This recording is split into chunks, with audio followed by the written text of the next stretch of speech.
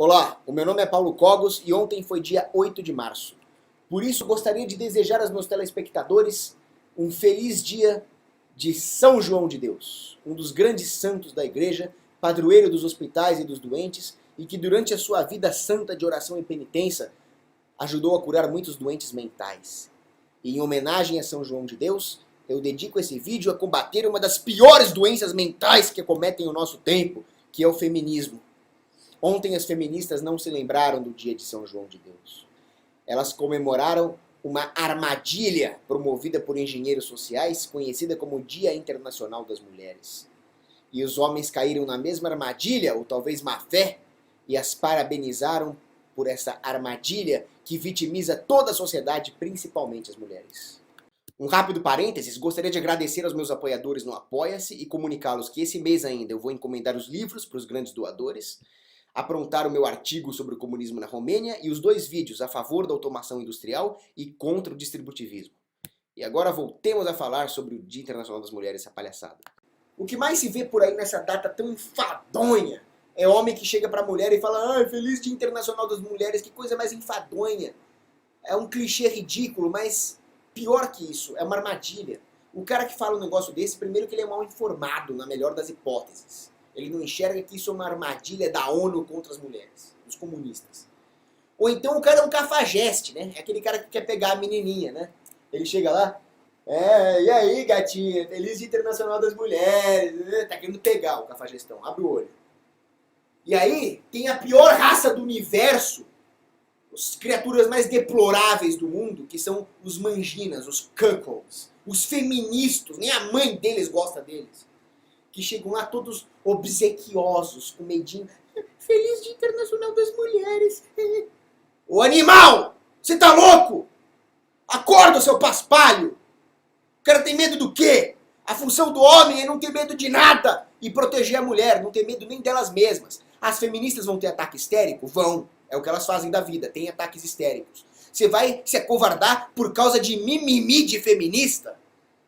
Pode me xingar à vontade aqui, mas a função do homem é proteger a mulher, que é o sexo frágil. Machista, opressor! Pode xingar à vontade, meu canal não é feito pra ter like, o meu canal não é feito pra evitar processo, meu canal não é feito pra ter view, isso aqui é pra falar a verdade, doa a quem doer, eu não sou feminista, eu não sou cuckold. E caio dentro, que vem el toro! Vou falar mesmo. Dia Internacional das Mulheres é uma armadilha dos globalistas, dos engenheiros sociais contra a mulher. Vejam. Deus instruiu Adão, Gênesis capítulo 2, versículo 15, guardarás o jardim do Éden. Ou seja, era para Adão guardar tudo que tinha no jardim do Éden, inclusive a mulher. A mulher, Eva, foi a primeira feminista da história. Ela foi lá escutar a conversa fiada da serpente, que era o demônio, né? Não, come o fruto, você não acha que Deus é muito rigoroso? Aí a Eva, feministamente, Deus mandou não comer nem encostar no fruto. Corra como eu sou oprimida. Deus mandou não comer, ele não falou nada de não encostar. Dali a pouco ela já vai falar que não pode nem olhar pro fruto, né? Quer dizer, olha como eu sou vítima da sociedade machista, opressora e patriarcal. Aí ela foi lá e pegou o fruto. Qual era a função de Adão? Adão tinha que chegar lá, arrancar o fruto da mão da Eva, dar um tiro de 12 na serpente e falar: não quero te ver perto dessa árvore de novo e quem manda aqui sou eu. Tá? Isso seria uma prova de amor a Eva. Mas o Adão não deu uma prova de amor. Ele deu uma prova de cuckoldice. Sim, o Adão foi um cuckold. Aí ele foi na conversa da Eva. E aí o pecado e a morte entraram no mundo. Então o papel do homem não é ser popularzinho. O papel do homem é instruir pela via correta. E é o que eu vou fazer nesse canal aqui. Lembre-se, o Dia Internacional da Mulher é uma fachada para difundir propaganda feminista, propaganda abortista, que são os piores inimigos da mulher. Agora eu vou falar da história nefasta e aterradora do Dia Internacional da Mulher.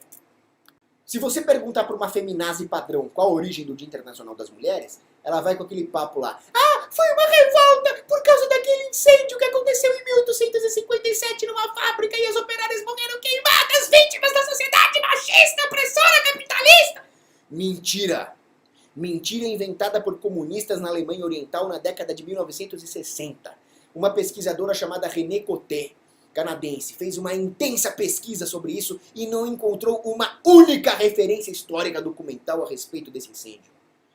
Essas feministas que fabricaram esses factoides se basearam em fatos históricos semelhantes para a mentira não ficar tão descarada assim. Mas o fato é que a primeira proposta para um movimento de Dia Internacional das Mulheres começou com uma psicopata chamada Louise Zietz. Ela foi responsável por criar um partido que deu origem ao Partido Social Democrata Alemão. O Partido Social Democrata Alemão, ele é comparável em nível de malignidade ao Partido Nacional Socialista ou nazista. Um dos seus mais odiosos membros é Helmut Schmidt, responsável pela Associação para a União Monetária da Europa, ou seja, o euro, que eu chamo de Quarto Reich, e que está gerando toda essa tragédia econômica do euro na Europa. Então, vejam como existe uma correlação direta entre socialismo fabiano e feminismo. Quem levou a cabo essa ideia de Dia Internacional das Mulheres foi uma outra psicopata chamada Clara Zetkin, também alemã, membro do Partido Comunista. A colaboradora dessa tal de Zetkin é mais famosinha, é uma psicopata feminista chamada Alexandra Kollontai. Muita gente aí deve conhecê-la. Em suma, eram duas madames que nunca trabalharam na vida e que foram responsáveis por fabricar muitas das confusões históricas a respeito da origem dos fatos. Elas queriam fazer parecer que o Dia Internacional das Mulheres é um movimento de origem operária das trabalhadoras, mas não. Ela tem origem nessas duas madames que nunca encostaram a mão num rolo de macarrão, quiçá numa enxada. Nunca trabalharam na vida. Elas queriam que o Dia Internacional das Mulheres fosse comemorado no dia 19 de março, em homenagem à Revolução de 1848 na Alemanha, que começou nesse dia, e que tinha como uma das suas principais bandeiras o pan-germanismo, ou seja, um Estado socialista gigantesco. Vejam mais uma vez a correlação entre feminismo e socialismo. Além disso, elas eram sufragetes, defendiam o sufrágio feminismo, que é uma ideia absurda, vou explicar por quê. Para começar, votar não é um direito. Votar é crime. O voto democrático pode ser definido como o controle da propriedade privada por uma massa de não proprietários. E diga-se de passagem, uma massa manipulada por engenheiros sociais. É a pior forma de comunismo possível e imaginável. Então eu sou contra a mulher votar? Sim, mas eu também sou contra o homem votar. Porém, o voto feminino é extremamente tóxico. Isso porque o homem e a mulher possuem naturezas distintas, ontologias distintas. O homem tende a preferir os perigos da liberdade, os mares tempestuosos da autonomia, enquanto a mulher procura um ponto de referência, uma segurança, uma estabilidade. Você vê que o homem se recusa a perguntar o caminho e quer testar as suas habilidades navegacionais do trânsito, enquanto a mulher quer logo colocar no Waze. Isso no âmbito familiar é muito útil. O homem precisa ser ousado para caçar, enquanto a mulher precisa ter uma família estável e segura.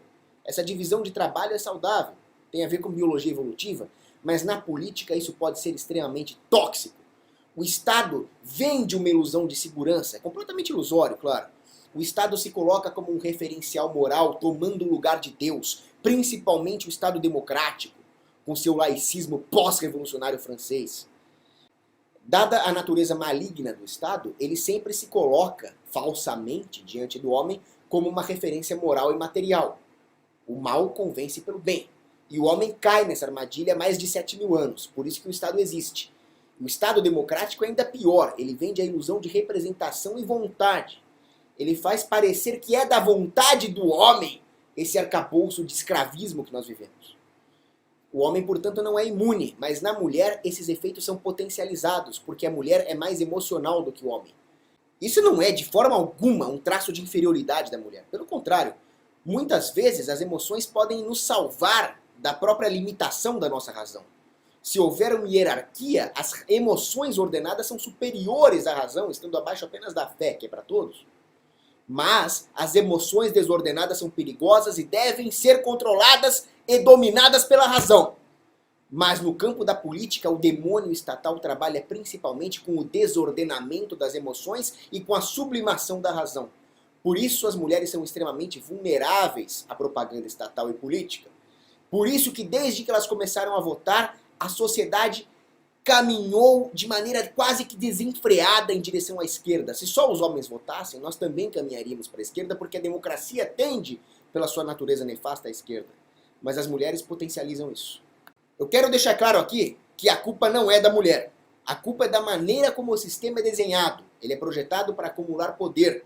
E o Estado trabalha isso vendendo, falsamente, a ideia de estabilidade. as mulheres têm uma tendência a buscar emocionalmente a estabilidade. Mas vejam que a estabilidade do Estado é falsa. Ela não é a estabilidade da segurança, mas aquela resultante da morte de tudo que é humano, de uma homogeneização pasteurizada onde todas as interações estão controladas pelo sistema. Essa estabilidade não é de forma alguma desejável. E é claro que nenhuma mulher decente deseja isso, mas a busca emocional da estabilidade por elas acaba gerando isso. Agora, quando as mulheres não estão inseridas nesse sistema maligno, mas quando elas estão fora da política, elas, pelo contrário, podem ser superiores ao homem e salvar a sociedade desse destino. Quando libertas das contradições e da ilogicidade do jogo de incentivos políticos, a mulher salva o homem. Quando ela está protegida contra a autodestruição do processo político que acomete aquele que vota, aquele que participa da política, a mulher é capaz de elevar a humanidade inteira. Ela chega a ser superior ao homem. Você imagina lá o sujeito indo votar, pensando que sacanagem que ele vai fazer na eleição para ter um ganho de curto prazo através de lobby. E a democracia é justamente isso. É uma guerra de todos contra todos, onde cada um é levado a pensar a curto prazo, ganhos pessoais, egoísmo crasso, gerando essa tragédia dos comuns societal. Mas aí quando esse cara chega em casa, ele vê a mulher dele o recebendo com todo o amor, cuidando das crianças, aquela criatura mais sublime do que ele, externa a todo esse jogo de maldades, ele para pensar a longo prazo. Ele vê que nem só de pão vive o homem, que há mais nessa terra que vale a pena do que esse leilão antecipado de bens roubados, como Mencken definiu a eleição democrática. Em seguida, esse homem vai usar a razão para ver que a democracia, no final das contas, prejudicará a sua unidade familiar. Ele vai querer defender a mulher que deposita uma confiança nele, não no Estado, já que ela está fora do sistema de voto democrático. E ele vai querer honrar isso, tornando a sua família uma unidade soberana. E usando a razão, ele vai ver que a democracia é a antítese da soberania da família. Em suma, as virtudes femininas poderiam salvar a humanidade contra esse sistema político maldito que foi criado por homens. Mas infelizmente elas não deram valor às próprias virtudes e se deixaram arrebanhar pelo sistema, tornando as coisas ainda piores. Voltando a falar da história do Dia Internacional das Mulheres, essas marchas de mulheres foram utilizadas por vários movimentos comunistas em diversas partes do mundo da maneira mais covarde que vocês possam imaginar.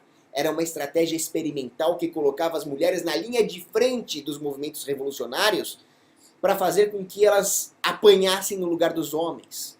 Mas, por outro lado, os soldados e policiais do regime vigente, czar, por exemplo, teriam mais reserva moral para bater nelas. Então elas foram usadas como bucha de canhão literalmente, e ainda por cima partindo de uma premissa que refuta o feminismo hoje. As feministas falam que o homem é inimigo da mulher, que o homem oprime a mulher, que o homem é privilegiado, mas elas partiram na época da correta premissa de que o homem tem um freio moral para bater em mulher. Os soldados realmente ficavam acanhados de bater em mulher. É verdade, olha a contradição do feminismo aqui. Vejam agora a timeline. O primeiro Dia Internacional da Mulher, no 8 de março, aconteceu em 1909 nos Estados Unidos, promovido pelo Partido Socialista da América. Depois, em 1910, em Copenhague, na Dinamarca, durante o encontro da Segunda Internacional. É coisa de comunista mesmo. Depois, em 8 de março de 1917, na Rússia, evento ao qual Trotsky se referiu como marco inicial da Revolução Bolchevique. Lenin e Alexandra Kollontai fizeram desse dia um feriado na União Soviética.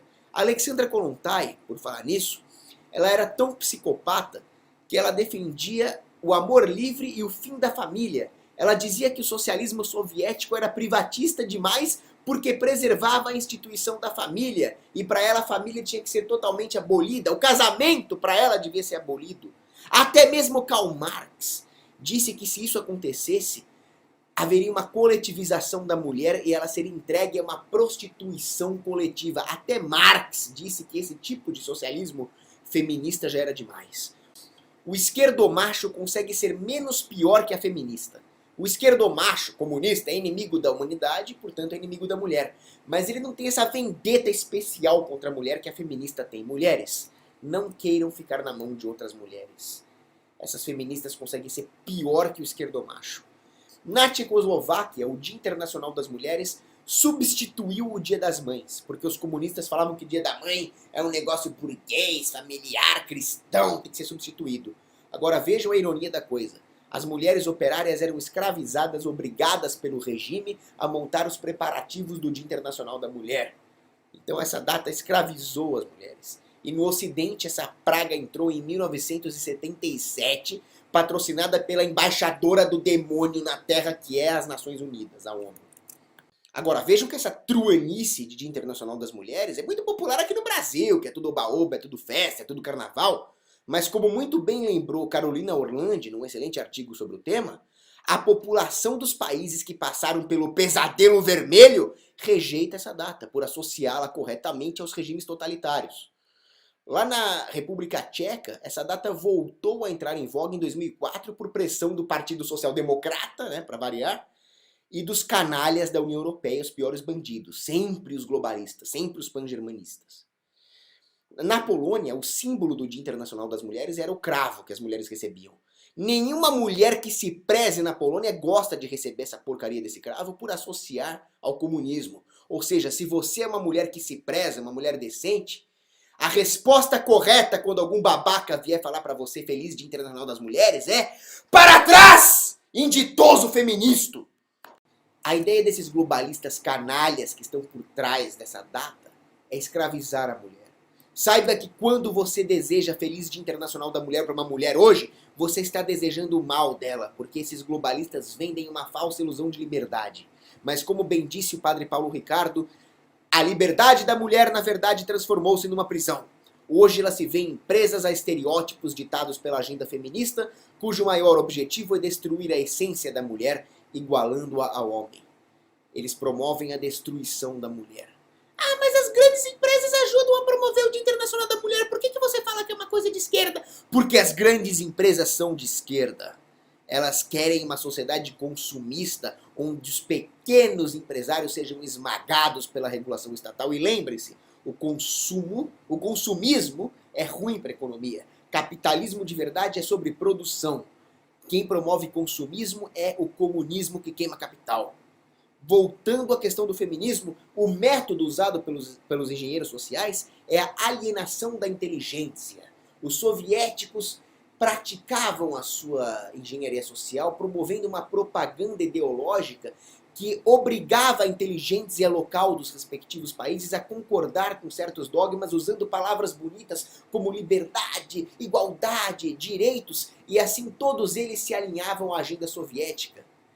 A metodologia soviética continua hoje piorada na democracia. A mídia, as grandes corporações e a universidade procuram doutrinar a sociedade em todos os seus aspectos. Há uma totalitarização dessa metodologia soviética que nos leva a uma potencialização da alienação da inteligência local. É por isso que é raro ver alguém atualmente questionar a dogmática satânica do feminismo. A nossa cultura ainda guarda alguns resquícios da cultura judaico-cristã e por isso deveria estar melhor blindada contra essas armadilhas, mas ainda cai nelas. Eu vejo páginas católicas postando Feliz Dia Internacional da Mulher com a imagem da Santíssima Virgem Maria. Isso chega a ser sacrílego.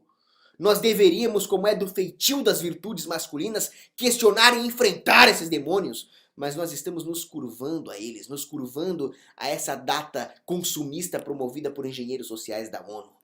Sábio era Norman Dodd, que expôs as armadilhas, os ardis da família Rockefeller e da família Ford numa entrevista. Ele muito bem disse que esses engenheiros sociais procuram infiltrar o modo de vida da sociedade para fazê-la mergir-se com o modelo soviético. E nós estamos nos aproximando desse totalitarismo propício a um governo de banqueiros, a um governo mundial desses canalhas. Mulheres, não sejam parte disso. Vocês não devem se contentar em imitar o homem. Vocês devem procurar imprimir no mundo as marcas das suas sublimes virtudes femininas. Dizia o Papa Santo João Paulo II em Evangelium Vitae que a mulher deve resistir às tentações demoníacas de tentar imitar o modelo masculino, como querem as feministas, na sua vil tentativa de apagar as saudáveis diferenças entre os sexos. Não é gênero, não, é sexo. As mulheres devem procurar imitar a Virgem Maria, a mais perfeita criatura que existe. Depois falam que a igreja é machista, né? A mais perfeita criatura que existe, segundo a doutrina católica, é Maria, uma mulher. Bem que as feministas tentam destruir essa ideia. Elizabeth Cady Stanton foi uma feminista psicopata, como todas as feministas, que tentou destruir a fé. Falou mal do Antigo Testamento, falou mal do Novo Testamento e tentou criar uma seita demoníaca onde ela inclusive atacava o modelo mariano. Ela criticava a Virgem Maria. Como é que pode um negócio desses? Por isso, se você é cristã, você não pode ser feminista. O feminismo é a idolatria de Jezebel, mulher de Acabe, que desviava dinheiro para falsos profetas, como as feministas que acabam alimentando esses canalhas da ONU globalistas, que sacrificava crianças como as abortistas fazem. Mas nós devemos ler o que está escrito em 1 Timóteo, capítulo 2, versículo 15. A mulher ainda poderá se salvar se ela cumprir os seus deveres de mãe. E não é apenas dar à luz biologicamente, mas ser mãe espiritual para sua comunidade. Aliás, em oposição ao feminismo e ao Islã também, que são os piores inimigos da mulher, a cristandade é a melhor amiga da mulher. Diferente do Alcorão, que manda bater na mulher por qualquer coisa, a Bíblia prega o amor e a dignidade. São Paulo, em carta aos Efésios, escreve que o homem deve amar a mulher como Cristo amou a igreja e se entregou por ela. Vejam também a parábola de Marta e Maria, onde Maria é exaltada por ter escolhido beber das palavras sábias de nosso Senhor Jesus Cristo, enquanto Marta se dedicou a afazeres puramente domésticos.